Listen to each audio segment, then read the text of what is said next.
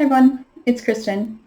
Um, if I seem a little flushed, I apologize. It's still hot here, but we got rain, so it's not as hot, but I still have to shut off the air while I'm filming because apparently I'm right under a vent, and if the air conditioner comes on, which it does a lot because it's still hot here.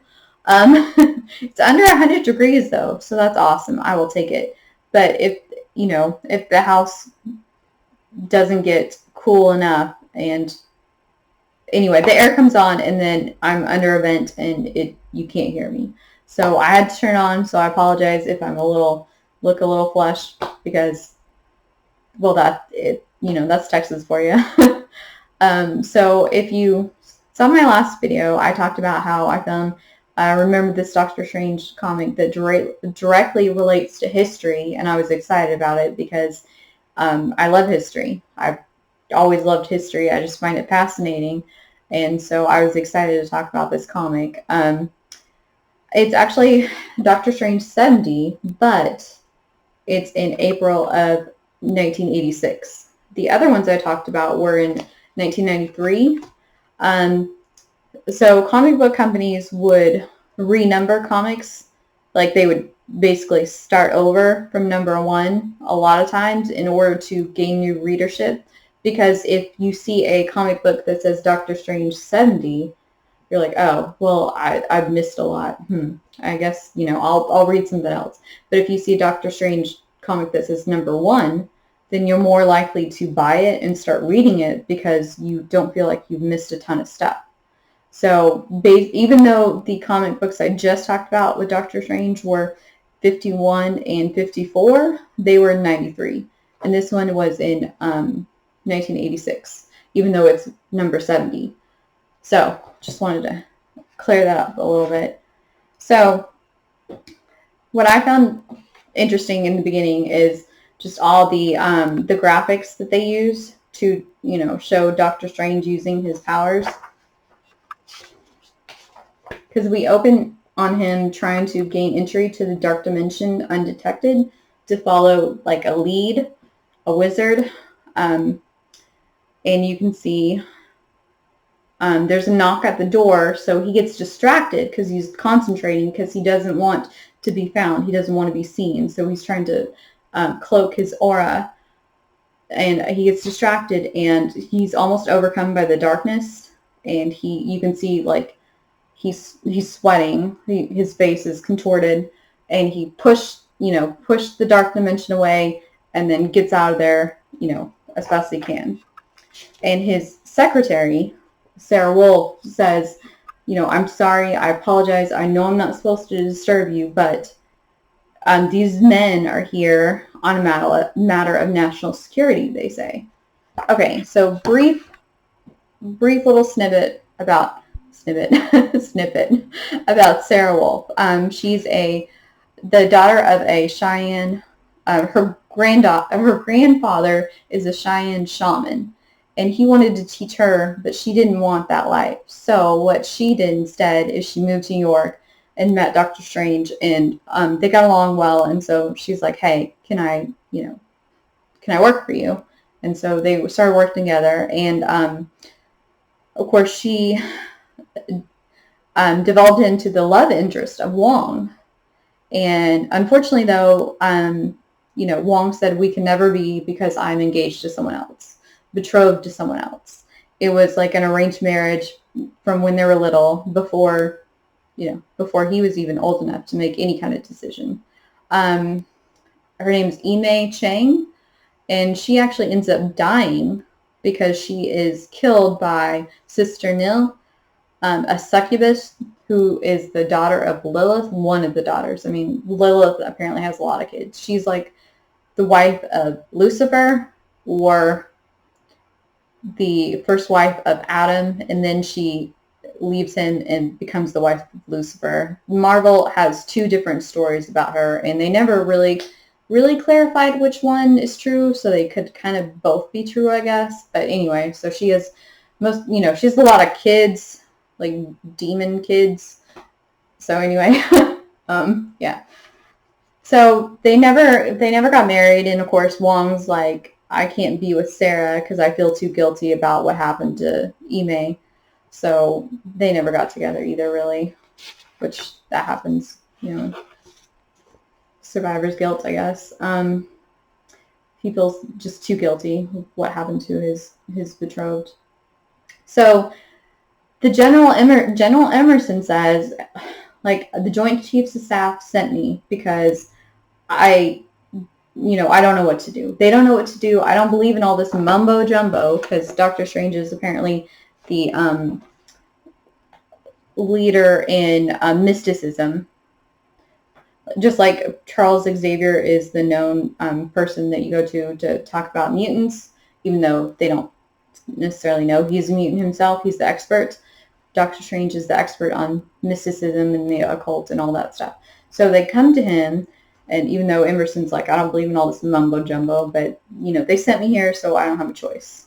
So they show him slides of armies around the world, their weapons being replaced with these primitive weapons. Like a gun is changed into a sword, a tank is changed into this rhinoceros creature thingy, and there's dragons. And then Sarah says, "Excuse me, General, you have a call." And apparently a missile silo has been taken and replaced. And, that's a huge deal. Like nuclear weapons, huge, way bigger than just a couple tanks and guns missing. So, of course, the general's like, holy cow, what am I supposed to do now? And Doctor Strange is like, well, if you let me help you, tell me where it is. And the general says, well, you don't have the clearance for that. I can't tell you. So Doctor Strange mystically gleans from him where it is, and it's in Kansas. So he astral projects there, sees there's a spire where the missile silo was, and he sees this wizard that he recognizes, Timon from the dimension of Kobar, and he's like, what the heck? Timon doesn't have the power to do this, so how is he doing this? So he comes back to his body and says, hey, I gotta go. I'm going to Kansas. And the general's like, Kansas? How did you know, how did you know where it was? Anyway, so Doctor Strange travels through the dimensions to Kobar, and this is the warlord leader of the planet. And he basically he fought Doctor Strange 5 issues ago, and Doctor Strange won, and he made him promise, hey, you'll leave Earth alone now, right? You won't attack us again. You won't try to conquer us. You'll just leave us alone. And he's like, I promise, I swear. I mean, you know what that means in terms of a villain or a god or, someone evil. They don't keep their promises, like, ever. So anyway, he turns invisible and goes through Kobar and sees that, they have all these weapons that they're trying to recreate, because the weapons that get taken, they come back. I mean, sometimes it only lasts up to 3 days. They come back and they're damaged, but, they're returned. So what they're trying to do on Kobar is trying to recreate the weapons so that they can use them. And so the missile silo, the leader is like, okay, it's like Cheyenne or something like that, Chayinn. I don't know how to pronounce it. Like I've talked about, I'm not sure how to pronounce things, and I don't want to come off as stupid, although. Anyway, so I'm just going to call him the warlord. He's like, well, what am I supposed to do with this thing? What is this thing? And his wizard, Timon, is like, well, appearances can be deceiving. This missile, it can hurl itself through the skies and the clouds and strike enemies from way across the world. And, the warlord's like, oh, right, awesome, this is great. Tell me how it works. Because Timon has apprentices, a whole bunch of apprentices under his control that have the missile technicians under their control. So he's like, okay, tell me how this works. And Doctor Strange appears, and he's like, yeah, we can't have that. You can't fool around with nukes. I mean, no. So, and I just think this is cool. Like, here's one of his, powers being used, multiplying himself so that, they don't really know which one to strike. And he wakes the technicians up, and he protects them, but he's weakened from his attempt earlier. Remember when we saw him, he was trying to gain entry to the dark dimension without being detected. So that weakened him. So he actually, through protecting them, lets a stray bolt from the magicians towards the missile silo. So it collapses, knocks him out. And then, so this, the warlord's like, well, that was easy. Just took him out, no problem. So basically, the warlord is like, okay, Doctor Strange is out. Show me how this works. And the technician, because Doctor Strange woke them up, he's like, are you crazy? Like, when I was under their spell, I was in the middle of arming, this. Can you imagine what had happened if I finished? And you hear this buzzing sound, and then you see the splash of light. And I am going to actually read this, because the writer describes it way better than I can, because I've obviously never experienced this, never will, hopefully. I mean, hopefully no one will, but anyway. So okay, so here you go. Here is the missiles exploding. You can see, like, the utter devastation of it. And like I said, I'm just going to read it because they explain it way better than I ever could. So even before the unearthly roar can split the air, the fortress, the outer encampment, and most of the surrounding mountain range are atomized, totally consumed by the small star which has suddenly erupted on the plain of Kobar. A few miles to the south, half of the nearby city is instantly vaporized by the heat of the explosion. The other half is pulverized by the accompanying shockwave. Winds of hundreds of miles an hour send what little remains of the city flying like shrapnel. On the far side of the city, a forest is engulfed in the resultant firestorm. Trees which have stood for hundreds of years are uprooted, incinerated, and gone in seconds.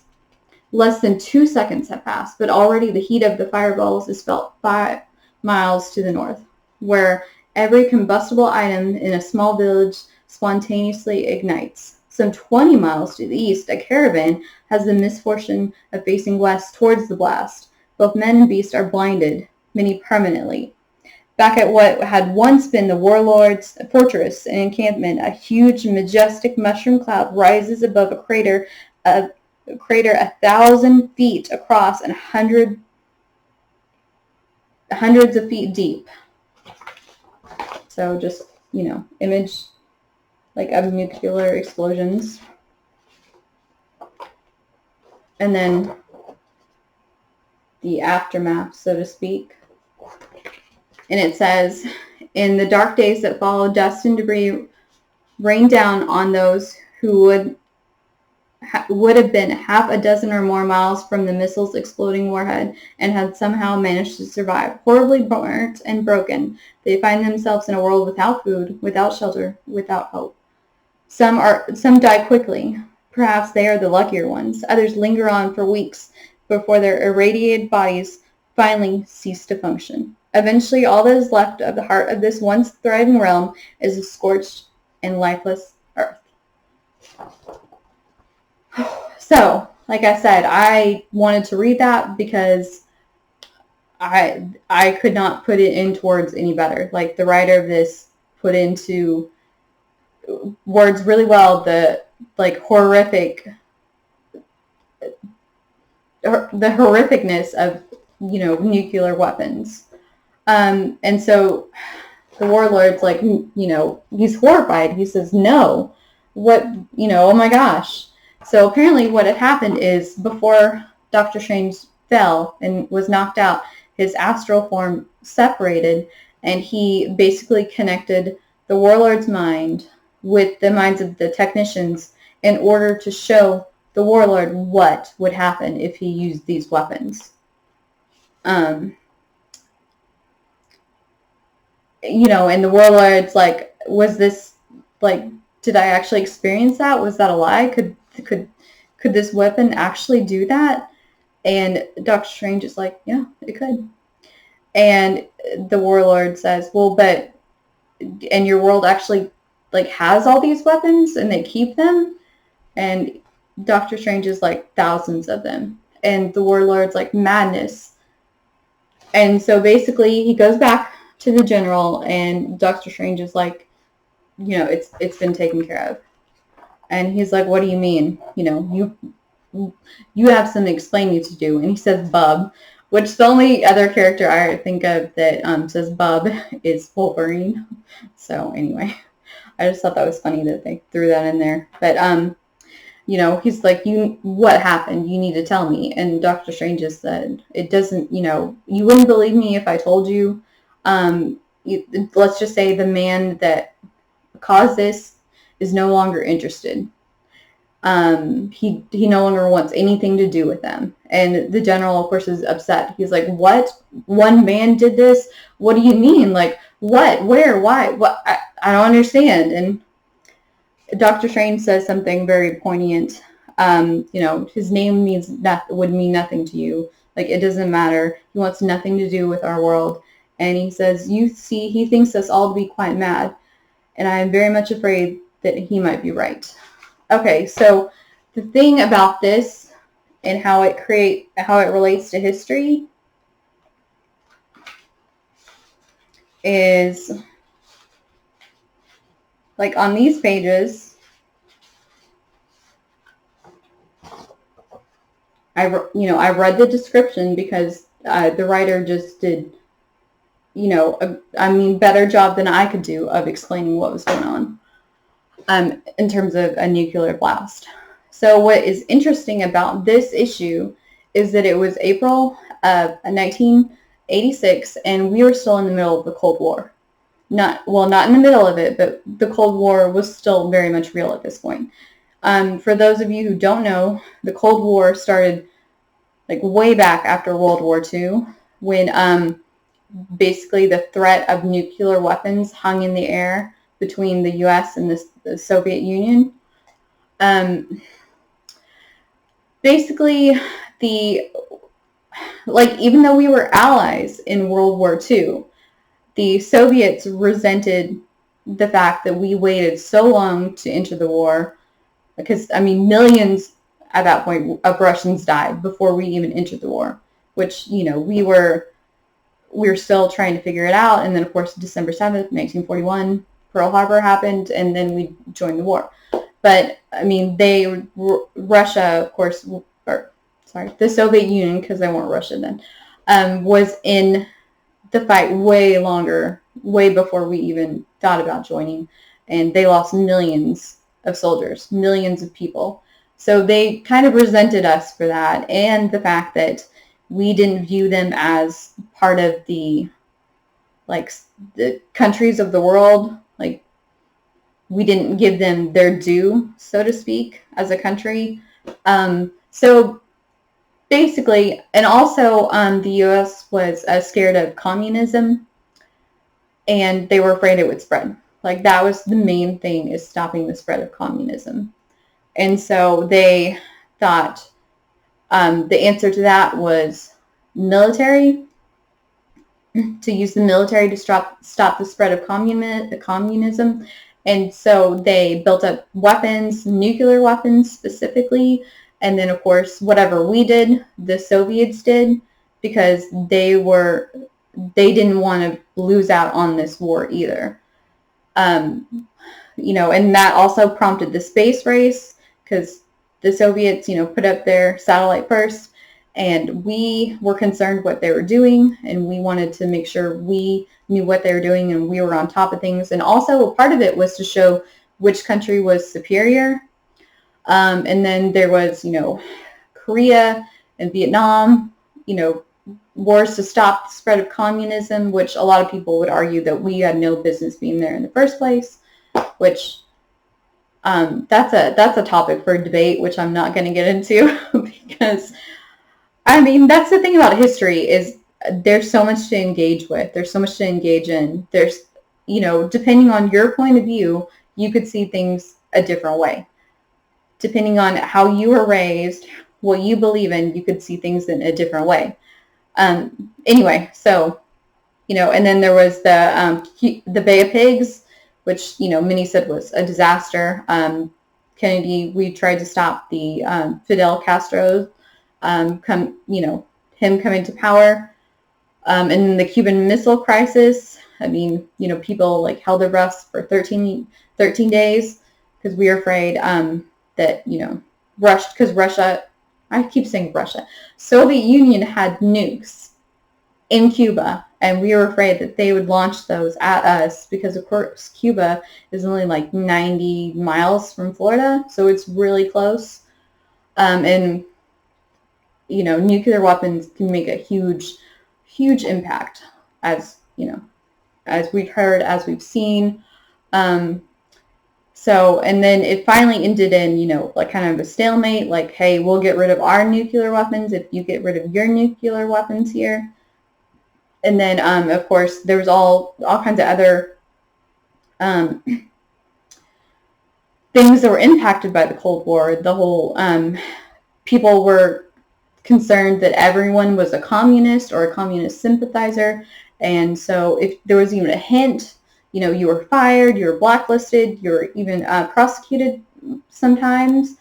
There was the whole thing about Lucille Ball being a communist sympathizer, and eventually she was cleared. But I mean, no one escaped that, and people were very, very concerned about that. And it was just like I think it was called the Red Scare. And of course, movies in the 50s and 60s that depicted nuclear explosions and mutants, which, maybe that was where the whole mutants from the X-Men first came in kind of to play. I don't know. But, that didn't help things either. So pretty much it was just a tense time in our, in our world history, our country's history. And so in 1986, we were still kind of in the Cold War because, of course, Reagan, he was still concerned about the spread of communism. It was mostly, I think, in Central America that he was focused on, but, the threat was still there because it wasn't until 1989 that the Berlin Wall actually fell. 1989 and 1990. That the Berlin Wall actually fell, and then the Soviet Union was dissolved in 1991. So I just thought it was like really interesting that the Marvel Comics decided, hey, we're going to have a comic book, basically a story about the effects of nuclear war, about what nuclear weapons can do. So I just I saw that and thought, holy cow. I totally forgot about this. And another thing that happened in April of 1986, it happened the 29th. So the writers of this comic book didn't know because, of course, even though it was in April, it was put out the month before so that it would be on display, pretty much all of April. Like it was done the month before so that it would be ready for April. So April 29th, 1986, was when Chernobyl happened. The nuclear power plant, something went wrong. It was considered faulty equipment operator error, and it had a meltdown, and 31 people died, and up to 100 people died due to the effects of that disaster. And there's still radiation in that area today. When it happened, there was like a whole cloud of radiation that spread across Europe. And that area is still restricted to there's a thousand miles, I think, that you're still not supposed to go in, that only scientists and government officials can go in. And they're like outlying areas, you still have to be careful. you need to have like a radiation detector to let you know, because there's still a lot of hot spots, because of course that radiation, you know, went everywhere and then settled into the soil and everything. So you still, I mean, and like it was a huge deal, huge disaster. So it's just interesting to me that I think if they had, obviously, if they had known that this was going to happen, I don't think they would have put out this comic book talking about, you know, nuclear war and the effects of it and what a disaster it is. Not so close, not so soon to Chernobyl, what actually, like, this devastating, you know, event that happened. And it just, you know, crazy to me that it was put out the same month that it happened. It just, I don't know. I just found that, like, fascinating, just interesting that they even chose to do this kind of storyline, because, you know, most comic books are, of course, more ingrained in fantasy and not real life, and this was definitely real life. This was a real fear for, like, after World War II to all the way up to like 1998, like a real fear that nuclear war could happen. And there's still like lingering thoughts of it today, obviously. Still lingering fears that, you know, it's possible. No one wants that to happen again. And that's why I think there hasn't been another world war since World War II. It's because now there's all this nuclear technology, and no one wants to really be the first one to cause that devastation, so to speak. No one wants to be responsible. I mean, because